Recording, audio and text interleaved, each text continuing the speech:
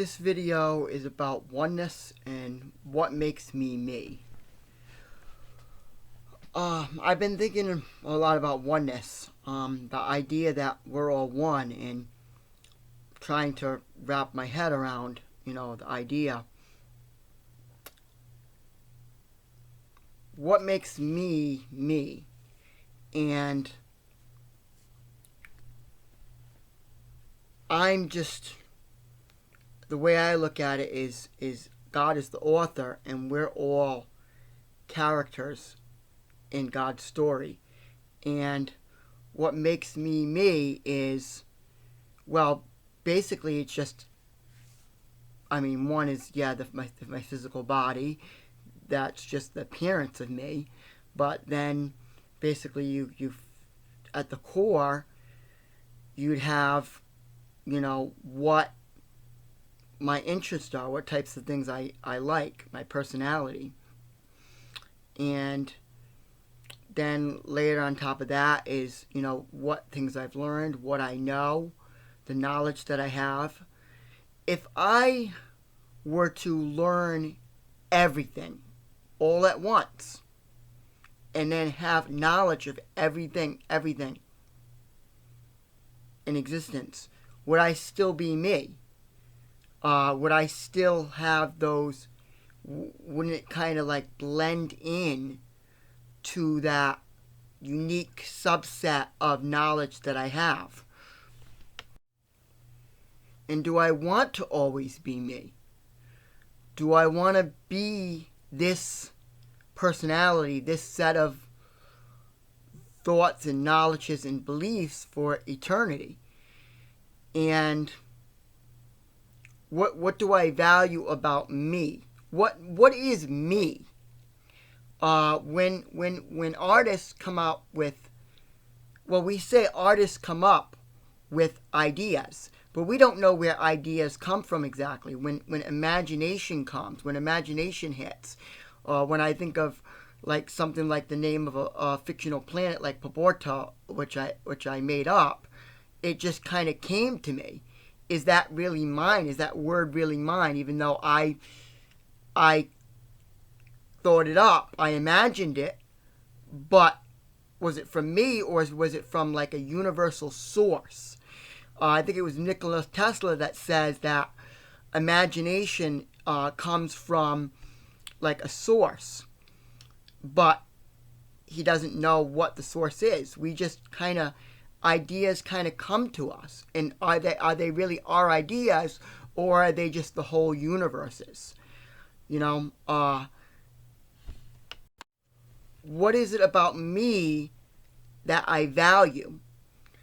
It's not only my character, this being that we think of as separate as me, Jacob, that I value. I also value others that I know, and their personality and the way they are and the way they think. And I value conversations with them especially about deeper things like philosophy and spirituality and religion. Now, what is it about me that I value the most?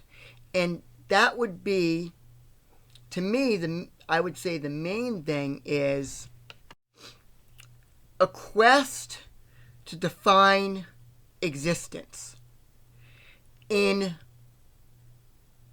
English, in simple terms. And that is a quest of mine, and I think that's my ultimate, if you would say. Some people use the word calling. If you would say that my calling is to kind of, decode or not decode, but to understand the depth of reality and existence. And I don't think I'm the first one. And that's another thing about oneness. And then the ego, some people, some philosophy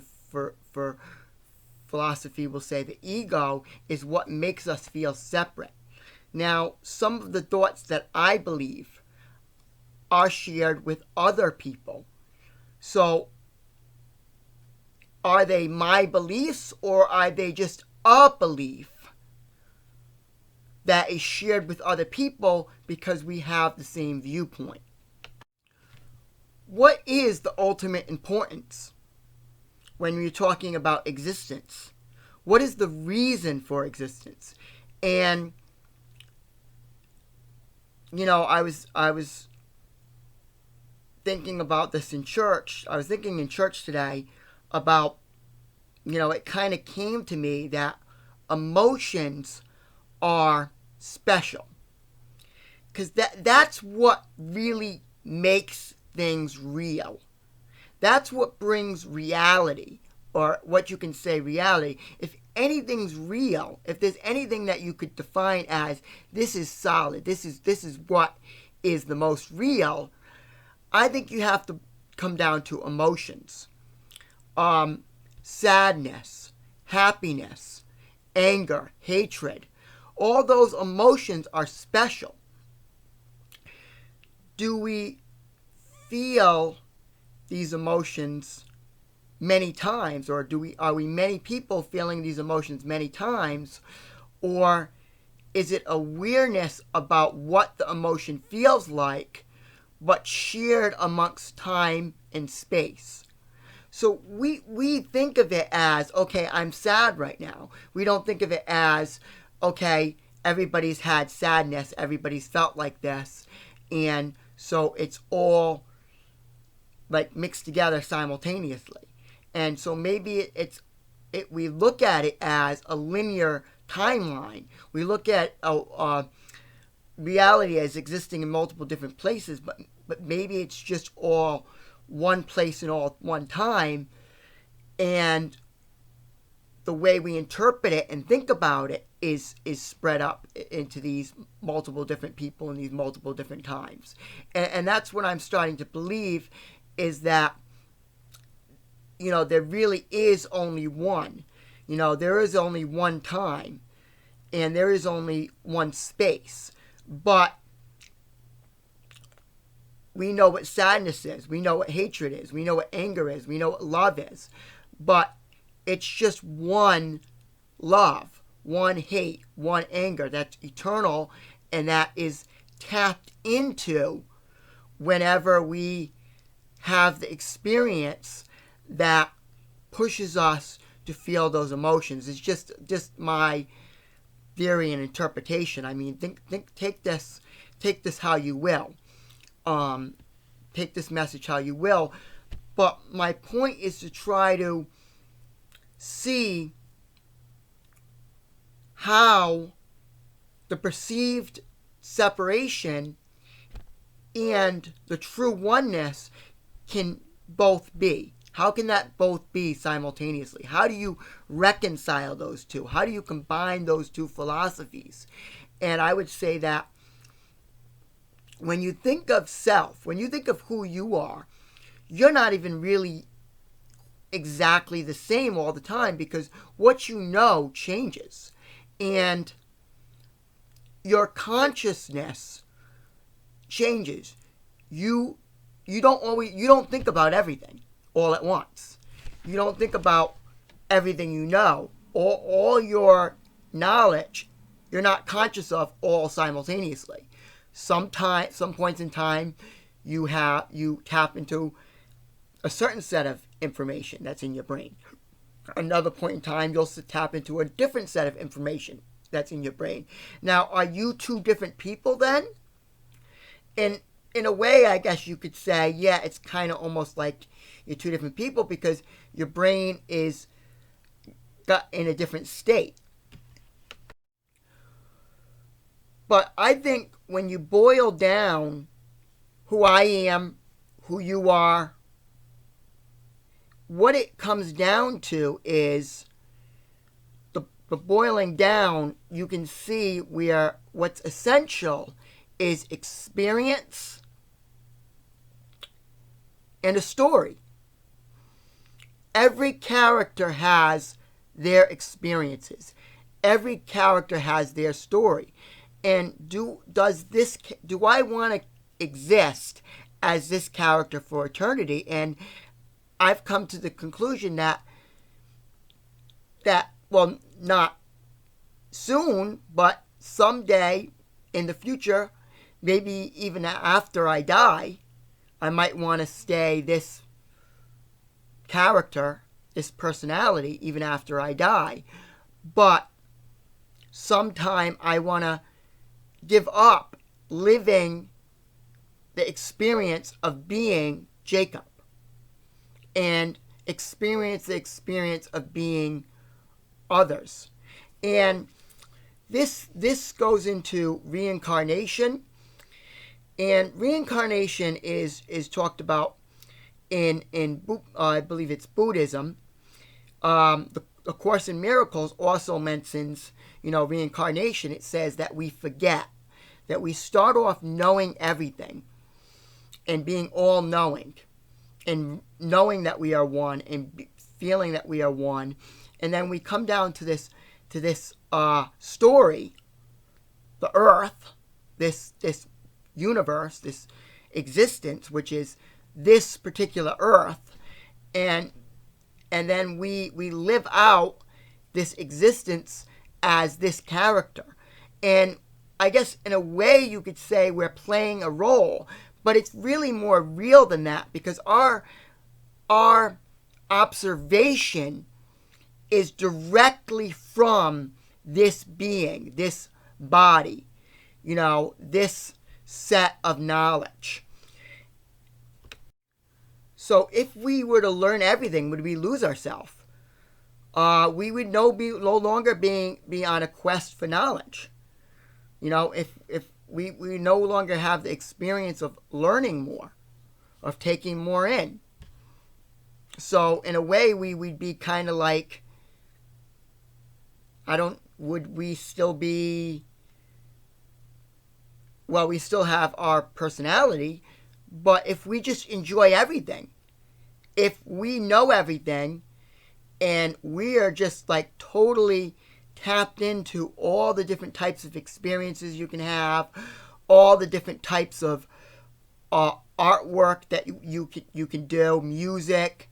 Like if I suddenly get tapped into all knowledge, and I suddenly get an interest in everything, not just electronics, computers, and writing, but like music, and we could, if you think about it, we can enjoy doing everything. We could if we got to the point where we were completely all encompassing, and our personality encompasses all knowledge and all trades and all art, we could find enjoyment doing carpentry, doing anything. Some people might say, well, I wouldn't enjoy doing this, I wouldn't enjoy doing that. But I think what makes us different is that we're different subsets of the whole. And the whole being all experiences, all knowledge, the ability to enjoy everything. And we're a subset of that. So, but really, we're part of the whole, but we aren't experiencing the whole right now. We're only experiencing a subset of the whole. We're only experiencing ourselves. And like I said, story and experience is what I value about this particular me, about being me. And if I accomplish the things I want to accomplish, I won't have a need to be me. I won't feel a need to be Jacob. I won't feel a need to have these particular sets of traits. And maybe I could enjoy having different traits or enjoying different things. To some extent, I do hold tight to my spirituality. I do hold tight to my interest in science, philosophy, and those things I hold really tight to. But could I still have that if I had everything else? If I was everything else? If I was all? Some people believe when we die, we go into everything. In a story, when the book ends, that character no longer exists anymore. They had a life. They don't go on living and go on having experiences, go on doing anything, unless the author picks up another blank page and writes that. So just like you're not conscious of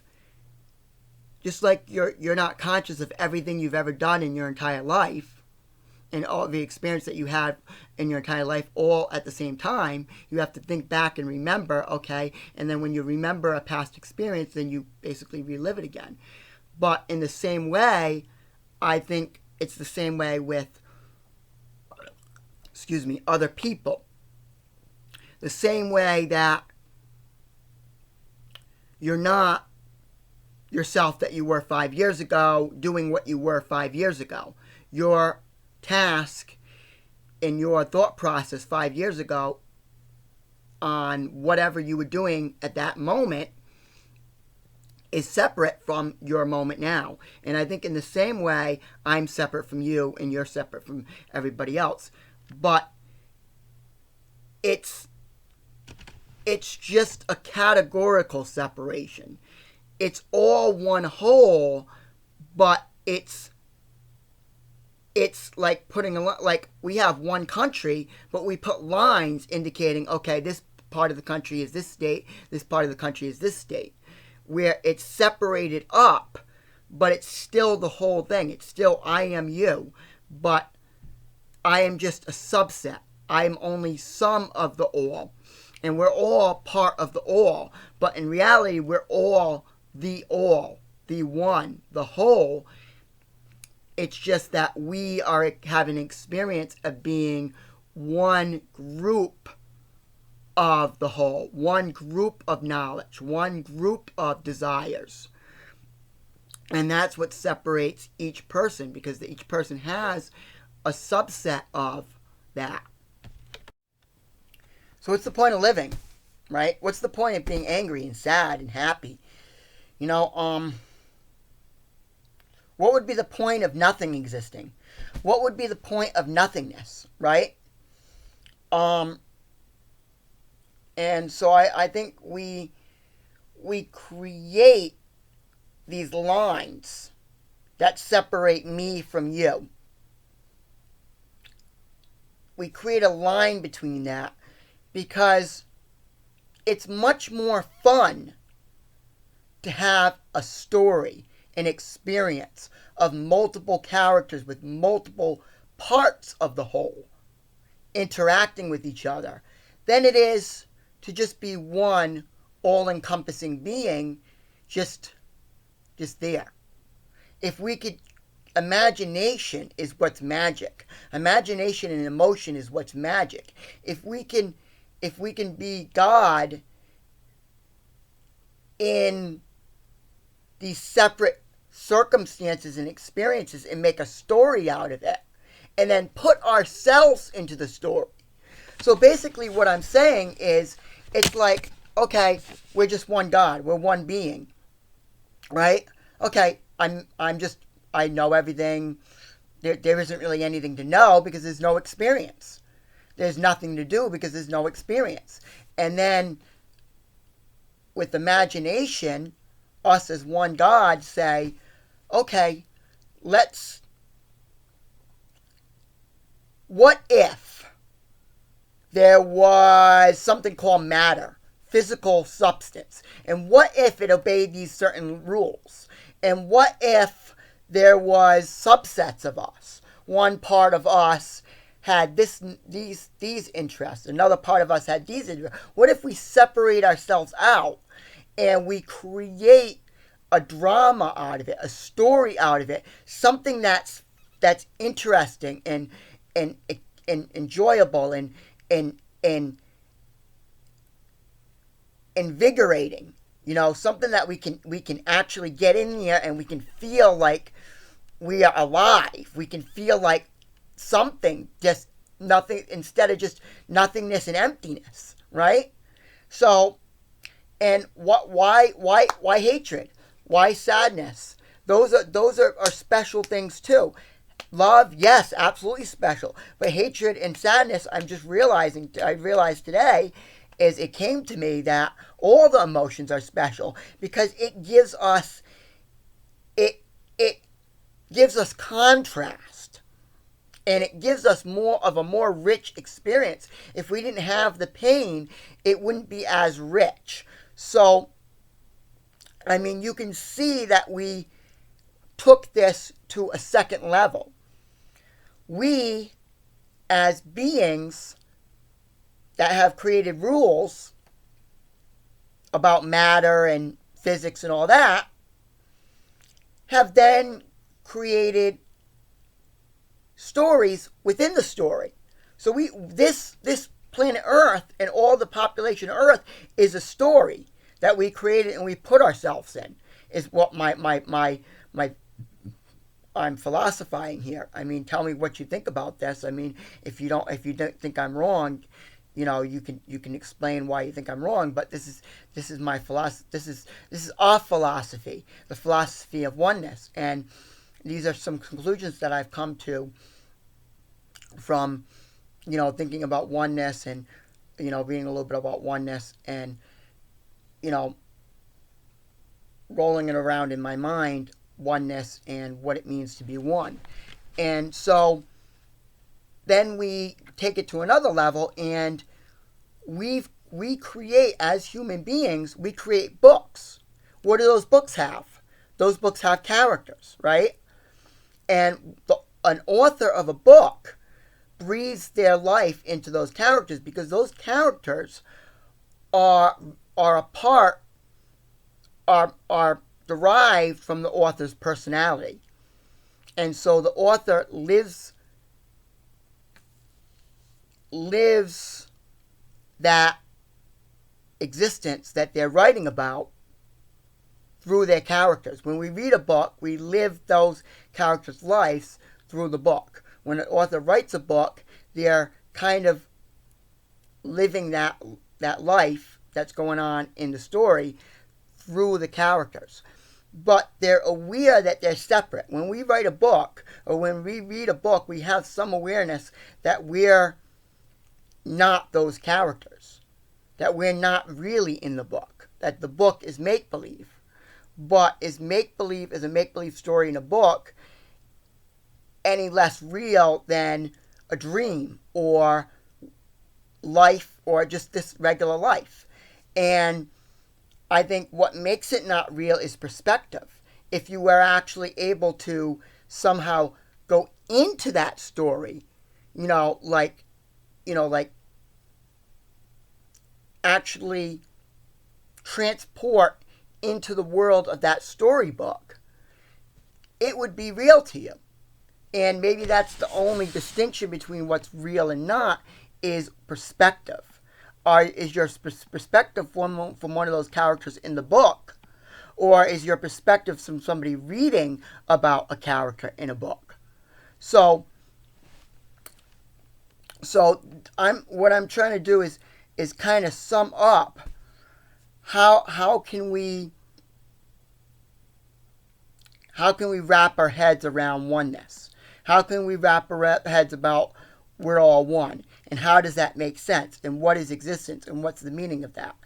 And this is my philosophy. I mean, I'm going to end the video here, but not as a strict ending, because this video can be a leap pad, a springboard to conversations. And if you want to talk about this video, or if you want to philosophize, or if you want to go forward with this, and I just want to kind of put my thoughts together and kind of put this out here. And that's why I made this video, to really try to really delve deeply into oneness and